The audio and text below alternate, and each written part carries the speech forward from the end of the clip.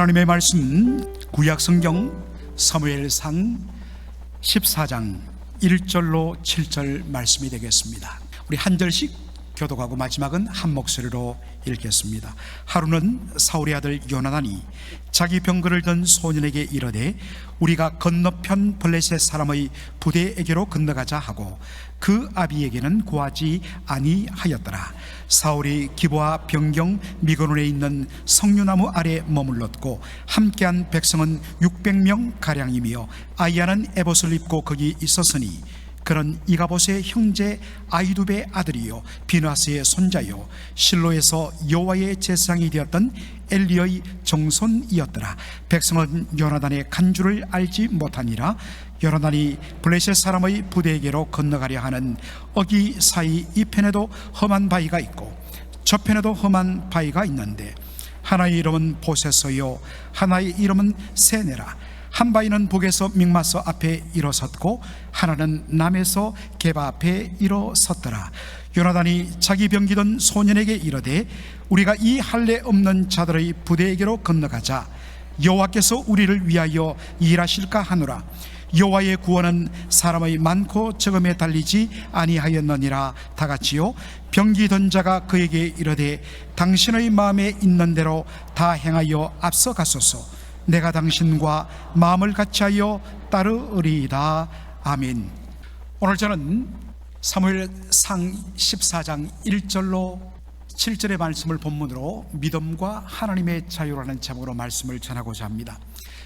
여러분, 이 장면, 풍차가 돌고 있는데 이 윈드밀을 향하여서 한 중세 기사 복장을 한 사람이 말을 타고 창을 앞세우고 달려가고 있는 장면, 여러분, 이 장면을 보면서 네 글자 떠오르는 이름이 있을 것입니다. 무엇일까요? 돈키호테. 잘 아시네요. 바로 스페인의 소설가 세르반테스가 쓴 명작 돈키호테. 학창시절에 국어 시간에 국어 교재에도 실린 글이고 또 여러분들 여러가지 출간된 단편으로 세르반테스의 돈키호테를 읽어보셨을 것입니다. 스페인의 라만차라는 곳에 하급 귀족인 알론소 키아노라는 사람이 있었는데 이 알론소 키아노는 그 당시 유행했던 이 중세 기사 소설에 완전히 심취했습니다. 철갑으로 된 투구와 갑옷을 입고 긴 창에다가 칼을 들고 적진을 향하여 달려가서 불의한 세력들을 무찌르는 중세 기사단, 그러한 소설들을 거듭거듭 읽다 보니까 완전히 심취하여서 현실과 그리고 상상의 세계를 완전히 착각하며 혼돈에 빠지게 되었습니다. 그래서 너무 심취한 나머지 자신을 불의한 세력에 대항하여 싸우는 정의로운 기사라고 생각을 했습니다. 그래서 집에 다락방을 뒤져보니까 조상 대대로 물려왔던 낡은 갑옷이 있었습니다. 투구도 있었고 창도 있었습니다. 그래서 그것을 다 장착하고 말라 비틀어진 나이든 말 로시란테를 타고 옆에 산초라는 이름을 가진 종과 함께 이제 세상을 다니게 됩니다. 어느 날 바닷가를 바라보니까 바다에 풍차가 여러 개 돌고 있는데 돈키호테는 이상과 현실을 착각하기 때문에 그 순간 그 풍차가 거대한 거인으로 착각을 하고 저 불의한 거인을 무너뜨려야 우리나라를 구한다는 생각에 창을 앞세우고 그 풍차를 향하여 돌진합니다. 결과는 여러분 어떻게 되었을까요? 저 풍차에 저 바람개비에 부딪히면서 창은 박살나고 돈키호테는 완전히 이 들판에 내동댕이 치는 결과를 낳지요. 이처럼 현실과 이상을 혼돈하며 무모하게 행동하는 사람을 우리는 돈키호테라 그렇게 부르죠. 오늘 본문에도 보면 너무나도 무모하게 보이는 행동을 하는 한 사람을 보게 됩니다. 바로 사울왕의 아들 요나단입니다. 그런데 이 오늘 본문의 말씀을 우리가 잘 이해하기 위해서는 그 배경이 되는 사무엘상 13장을 볼 필요가 있습니다. 13장에 보면 블레셋과 이스라엘 사이에 전쟁이 일어났습니다. 이스라엘의 첫 번째 왕, 초대 왕이었던 사울 왕이 12지파의 통치를 보냅니다. 그런데 다 모인 사람들을 헤아려 보니까 3,000명밖에 안 됩니다. 변변한 무기도 없습니다. 그런데 상대방 블레셋 군대가 오는 것을 보는데 깜짝 놀랐습니다. 우리 성경에는 3만의 병거, 체리엇, 말 2마리 혹은 4마리가 이끄는 그러한 병거, 전차를 가리킵니다. 그런데 우리 성경에는 3만이라고 되어 있는데 학자들은 이것이 성경을 필사하는 사람의 오기로 3,000개를 3만으로 동그라미 하나를 더 붙였다고 봅니다. 그것을 어떻게 알 수 있느냐? 바로 그 뒤에 나오는 마병의 숫자 6,000명입니다. 중국 고대에도 전차를 썼는데 춘추 전국시대에 쓰이던 전차는 보통 이 말 4필이 이끄는 전차 위에 사람이 4명이 탑니다. 그런데 고대 건동 지역에 싸움을 하는 전차를 보면 말 2마리가 이끌고 마병 2사람이 타서 전투를 합니다. 그러므로 마병 6,000명이라는 것은 바로 전차, 체리엇, 병거 3,000대를 의미합니다. 어쨌든 오늘로 말하면 탱크 3,000대와 똑같은 위력입니다. 3,000대의 병거가 앞장을 서고 오고 그 뒤에 일반 보병이 따라 나오는데 해변의 모래와 같이 셀 수 없이 많았다라고 하고 있습니다. 이 모습을 본 3,000명의 이스라엘 백성들이 기겁을 냈습니다. 그래서 혼비백산, 그들의 혼이 다 빠져나가서 모두들 두려워서 산으로 숲으로 아예 요단강 건너 동편으로 도망치는 자가 수두했습니다. 남은 사람들을 헤아려 보니까 600명만 남은 거예요. 정말 절체절명의 위기의 순간이 찾아온 것입니다. 바로 그러한 배경 속에서 오늘 사무엘상 14장 1절의 말씀이 나옵니다. 하루는 사울의 아들 요나단이 자기 병기를 돈 소년에게 이르되 우리가 건너편 블레셋 사람의 부대에게로 건너가자 하고 그 아비에게는 고하지 아니하였더라 라고 말합니다. 잠시 전쟁이 소강 상태에 빠졌는데 요나단이 자기 칼과 창을 들고 있던 부관에게 말합니다. 우리 2사람이 저 블레셋 진영으로 건너가 싸우자. 단 둘이서 어마어마한 블레셋 군대의 진영으로 들어가자는 것입니다. 굉장히 무모한 일입니다. 어떤 분들은 이렇게 이야기합니다.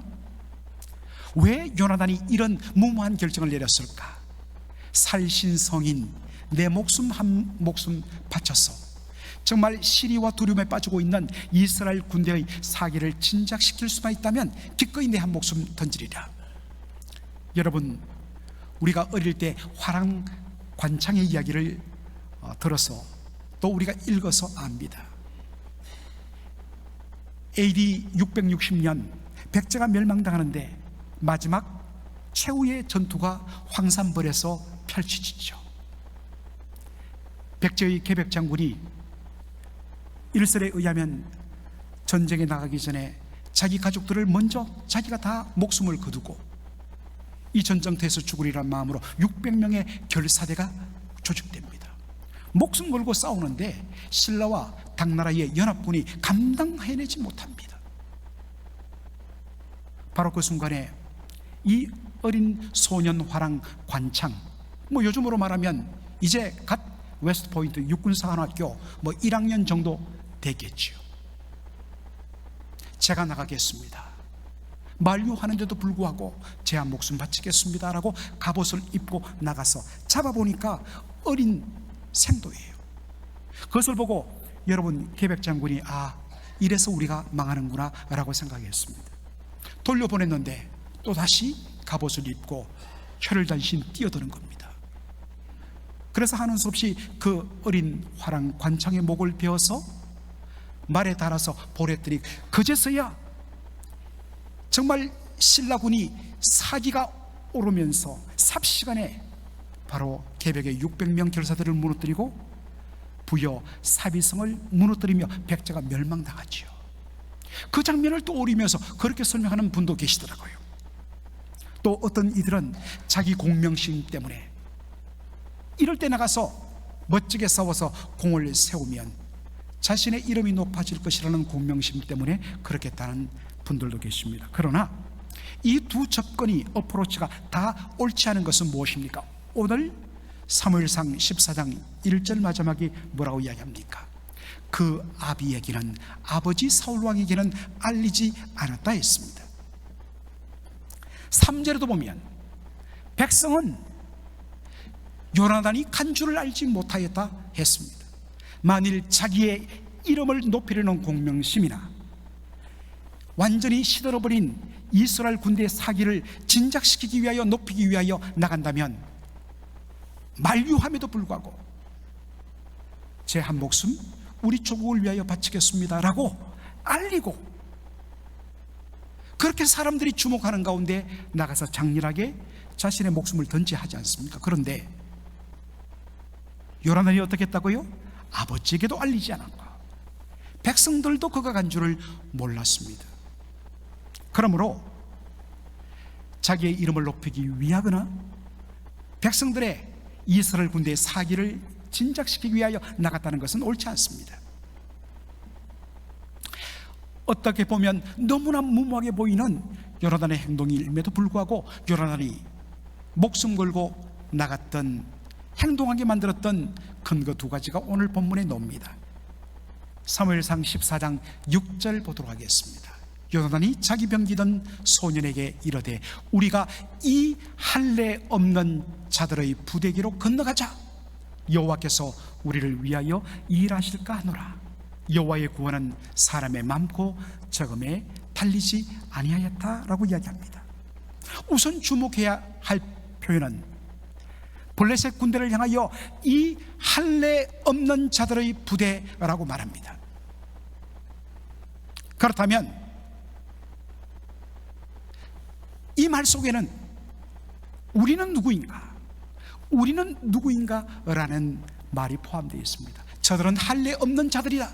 그렇다면 반대로 우리는 뭐를 가졌다?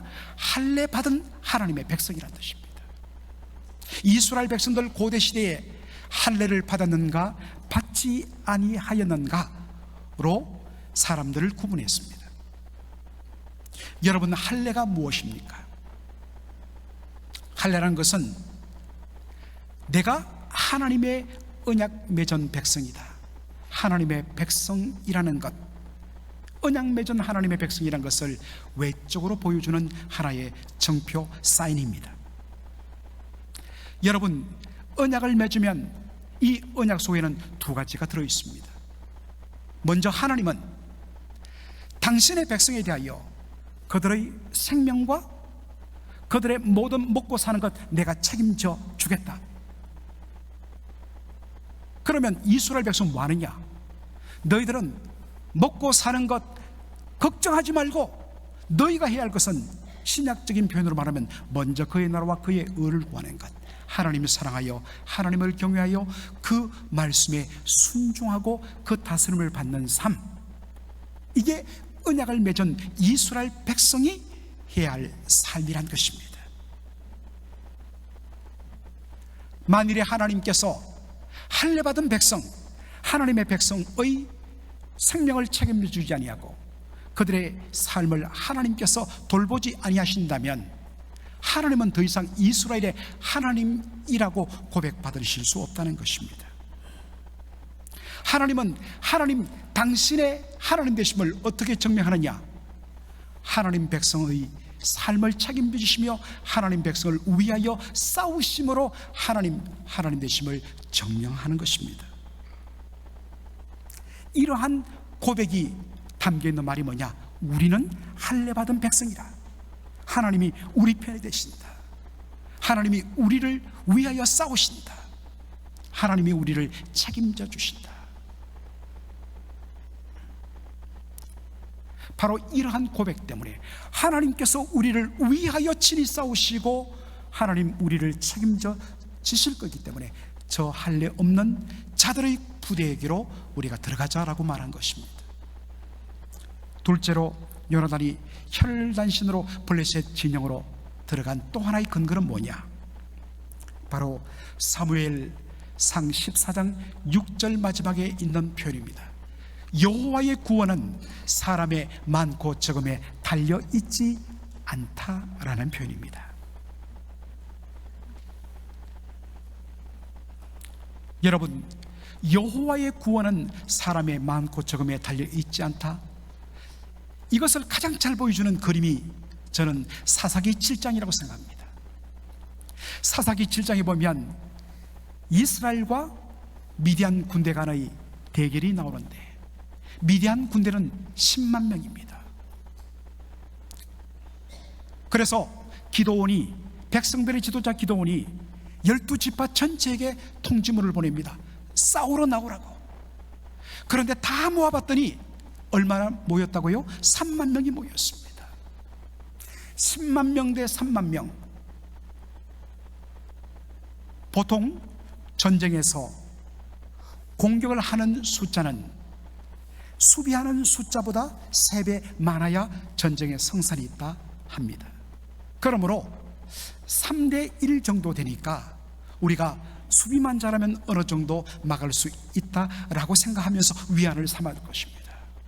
그런데 문제는 하나님이셨습니다. 하나님이 기드온에게 뭐라고 말합니까? 숫자가 너무 많다는 것입니다. 돌려보내라는 것입니다. 그래서 기드온이 말합니다. 여기 싸우러 나왔는데 두려움에 빠진 자, 원래는 가고 싶지 않았는데 옆 사람 눈치가 보이고 얼결결에 이 자리에 놓은 사람들 집으로 돌아가려 했더니 2만 명이 떠나버립니다. 이제 10만 대 1만으로 싸워야 됩니다. 와, 앞이 캄캄했습니다. 그런데 더 캄캄한 하나님의 말씀이 떨어집니다. 기드온아, 아직도 많다. 더 돌려보내라. 그러면서 하나님께서 명령하십니다. 이 1만 명의 사람들을 시냇가로 다 불러 모아라. 그리고 물을 마시게 하라고 이야기합니다. 그러니까 여러분, 어떠한 결과가 나옵니까? 9,700명은 목이 말랐는지 그냥 엎드려서 시냇물을 벌컥벌컥 마십니다. 반면에 300명은 손바닥으로 물을 떠서 개처럼 요렇게 핥으면서 마십니다. 하나님 말씀하십니다. 이 300명만 남기고 나머지 9,700명은 돌아가게 하라. 여기에 하나님의 의도가 있다는 것입니다. 어떤 분들은 하나님이 이 300명을 택한 이유를 이렇게 설명합니다. 물을 떠서 개처럼 이렇게 핥아 먹는 사람은 주변에 누가 오는지 안 오는지 주도 면밀하게 살피면서 살아가는 사람들이다. 반면에 아무 생각하지 않고 그저 목마르다고 바닥에 엎드려서 벌컥벌컥 시냇물을 마시는 사람은 아무 생각 없는 사람. 그러니까 그 사람들은 택하지 않고 주도 면밀한 사람은 300명을 택한 것이라 이야기하는데, 여러분, 이러한 접근은 대단히 잘못된 접근입니다. 사사기 7장 2절의 말씀을 보면 이렇게 나옵니다. 여호와께서 기드온에게 이르시되 너를 좇는 백성이 너무 많은즉 내가 그들의 손에 미디안 사람을 붙이지 아니하리니 이는 이스라엘이 나를 거스려 자긍하기를 스스로 자신을 높이기를 내 손이, 우리의 힘이, 우리의 많은 숫자가 우리를 구원하고 승리한 거야 할까 두렵기 때문에 라고 말씀하십니다. 사람들은 착각합니다. 자신들이 가진 많은 힘이, 백성들의 많은 숫자가 승리를 가져온 것이라고 생각합니다. 이것을 하나님께서 아예 막기 위하여 숫자를 완전히 300명으로 줄이란 것입니다. 그러므로 만일에 300명이 무릎을 꿇고 시냇물을 벌컥벌컥 마셨다, 하나님 그 300명 택합니다. 이 사람이 이 미디안과의 싸움에서 승리와 구원을 가져오는 것이 아님을 보여주기 위하여 하나님께서 지금 이렇게 사건을 이끌어 가신다는 것입니다. 여러분, 이것을 통하여 보여주는 것이 무엇입니까? 하나님은 당신의 일을 사람의 숫자에 많고 적음에 의하여 하지 않는다는 것입니다. 하나님은 전적으로 당신의 능력을 통하여서 하나님의 일을 행하시는다는 것을 보여줍니다. 여러분, 이것과 유사한 신앙 고백을 한 사람이 있죠. 누구입니까? 다윗입니다. 다윗이 골리앗과 싸울 때에 뭐라고 이야기합니까? 여호와의 구원하심이 칼과 창에 있지 않음을 이 무리로 알게 하리라. 전쟁은 여호와께 속한 것인즉 그가 너희를 우리 손에 붙이시리라.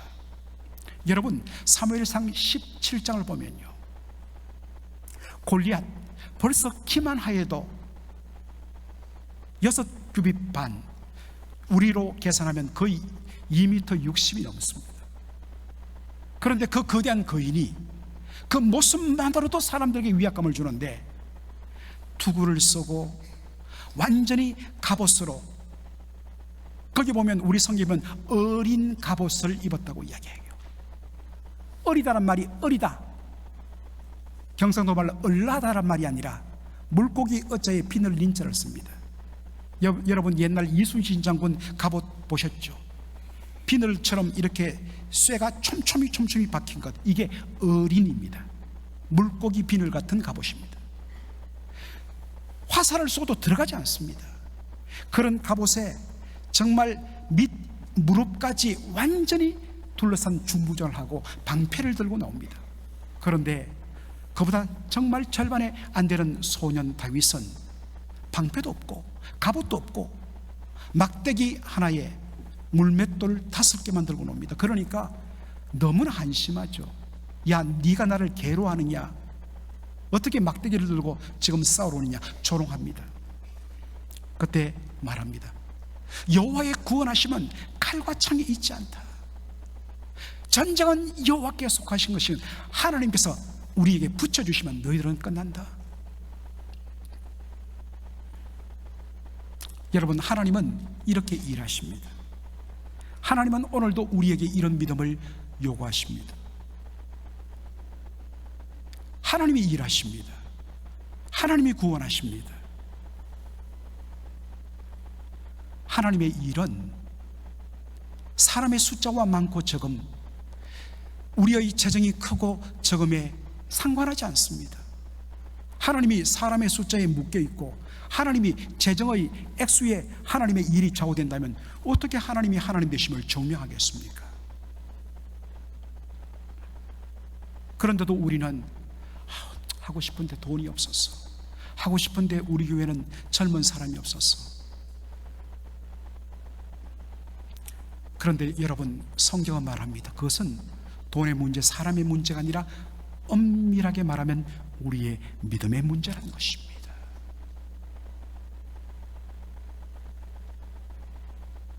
하나님의 구원은 사람의 많고 적음에 달려있지 않습니다. 하나님의 일은 사람의 숫자나 재정의 크기에 좌우지 않습니다.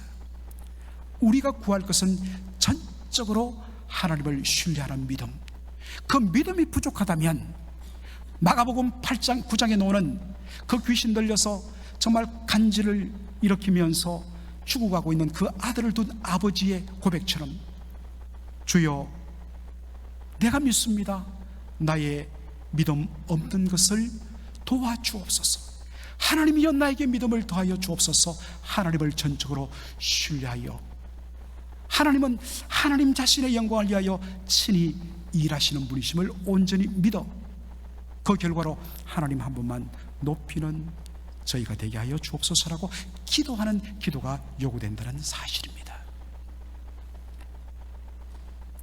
오늘 마지막에 특별히 저와 여러분이 주목할 표현 하나가 있습니다. 그것은 사무엘상 14장 6절 중간에 나오는 표현입니다. 여호와께서 우리를 위하여 일하실까 하노라 라는 표현입니다. 영어 성경을 보면 Perhaps the Lord will act in our behalf. 아마도 여호와께서, 주님께서 우리 대신하여서 행하실 것이다 라는 표현입니다. Perhaps란 말은 아마도 그럴 수도 있고 그렇지 않을 수도 있고. 여러분, 어떻게 보면 여호와께서 우리를 위하여 일하실까 하노라는 이 표현은 요나단이 앞에 했던 그 감동적인 고백과 감동적인 믿음의 표현과는 서로 부딪히는 것처럼 보입니다. 앞에 우리가 이 할례 없는 자들의 부대로 건너가자 하나님, 우리의 하나님, 당신의 언약 백성을 친히 책임지시는 하나님이니까. 마지막에는 뭐라고 이야기합니까? 두려워 말라.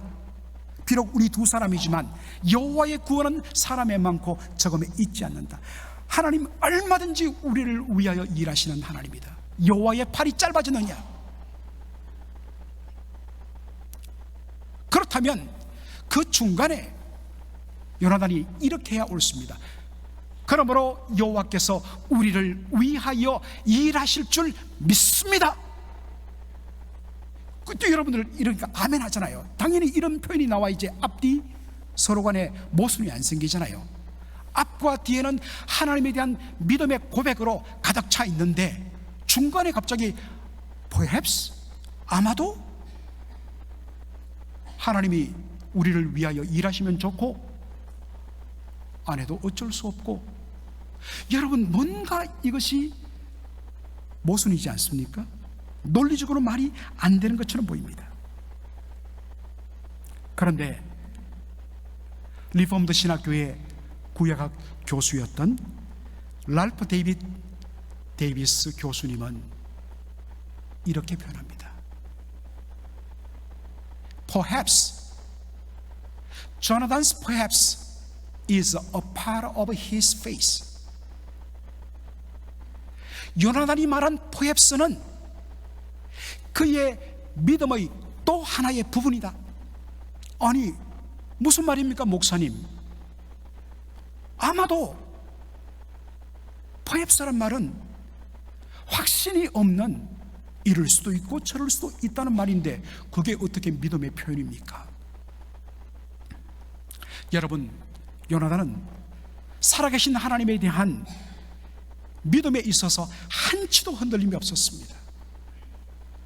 그러나 동시에 그는 그 하나님의 주권과 하나님의 프리덤, 하나님의 자유에 대한 강한 인정의 믿음도 동시에 가졌다는 것입니다. 이것이 믿음의 진정한 이중양면성이란 것입니다. 하나님은 전능하신 분이십니다. 하나님이 능치 못한 일은 단 하나도 없는 줄로 믿습니다. 동시에 그럼에도 불구하고 그분은 당신의 일을 언제나 하나님의 때에 하나님의 뜻대로 행하실 수 있는 주권과 자유를 가진 분이라는 믿음도 우리가 고백해야 되는 것입니다.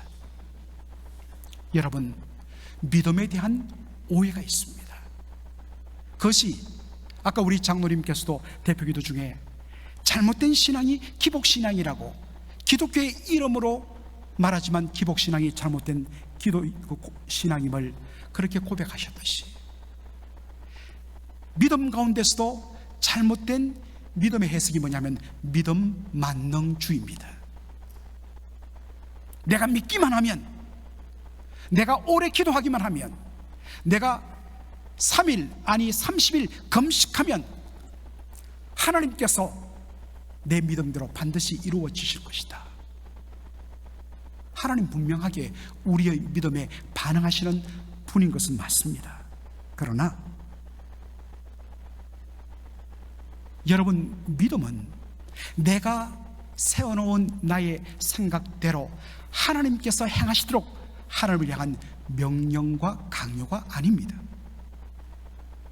믿음은 하나님 그분을 100% 전적으로 신뢰하지만 동시에 100% 그분의 주권과 자유를 인정하며 그것을 침해하지 않는 것이 참된 믿음입니다.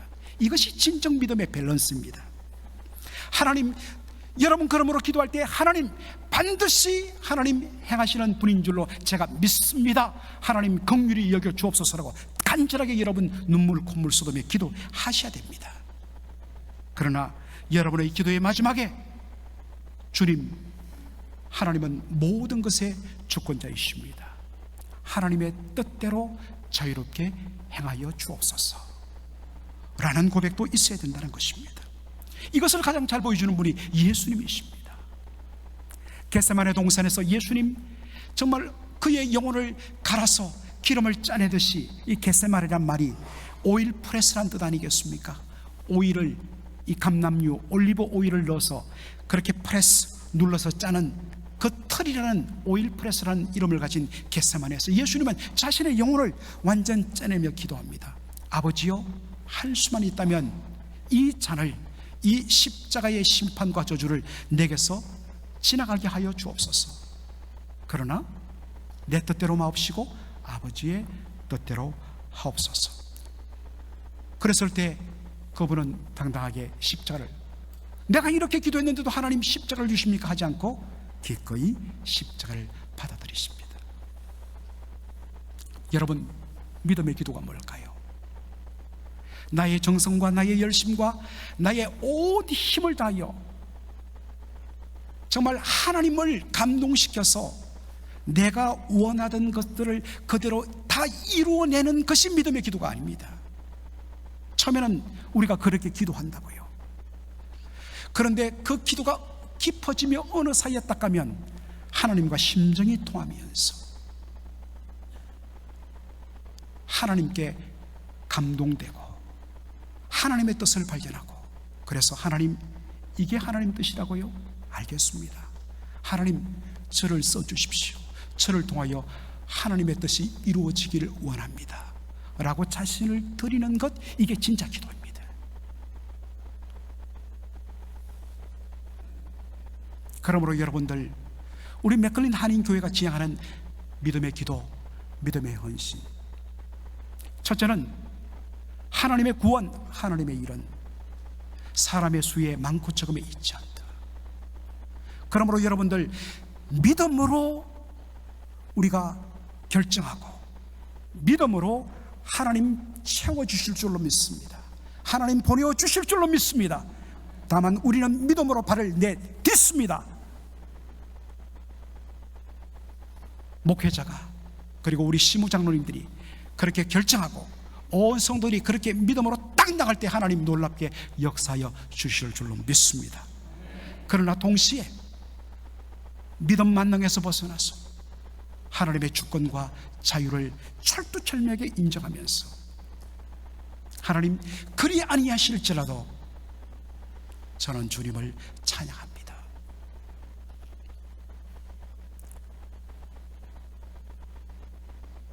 정말 죽을 고생 다해서 30대 중반에 미국에서 PhD를 받고 미국의 유수한 대학교의 교수가 된 분이 계셨어요.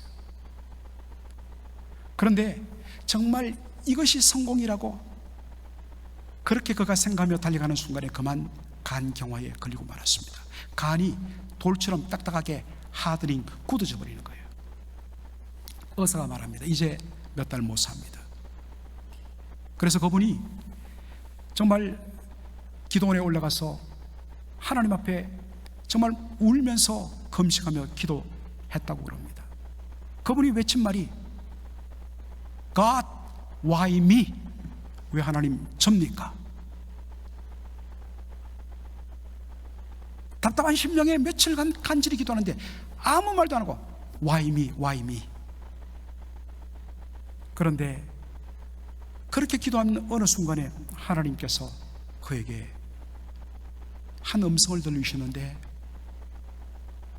왜 너면 안 되니?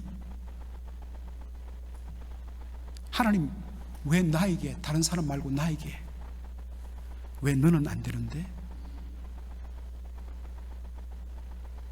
그 말씀 한마디에 이분이 완전히 깨어졌습니다. 하나님, 그렇습니다. 하나님 허락하시면 기꺼이 저 가겠습니다. 그러나 만일 하나님께서 조금이라도 저를 더 사용하시다면 주여, 그저 그냥 이 땅에 고생고생해서 학위 받고 이 땅에서 명성 얻고 잘 먹고 잘 사는 것이 유일한 꿈이었던 이 아무것도 모르는 서립사에 불과한 저를 하나님, 정말 이제는 오직 주의 영광을 위해서 저의 학문과 저의 모든 것들을 쓰겠습니다. 하나님 살려주셨어요. 간경화가 해결되었습니다. 사랑하는 성도 여러분, 우리 하나님 주권과 자유를 인정하면서 살든지 죽든지 주 뜻대로 하옵소서. 그러나 하나님, 만일 저를 쓰신다면 주님 영광을 위하여 기꺼이 쓰임받는 믿음의 사람이 되겠습니다 라고 기도하는, 그리고 그렇게 믿음으로 행동하는 저와 여러분 되기를 주의 이름으로 축원합니다. 아멘. 살아계신 우리 아버지 하나님, 은혜와 사랑을 감사드립니다. 오늘 이 복된 주일에 아버지 하나님께서 참으로 귀한 말씀을 통하여서 우리의 영혼을 일깨워 주신 것 감사합니다.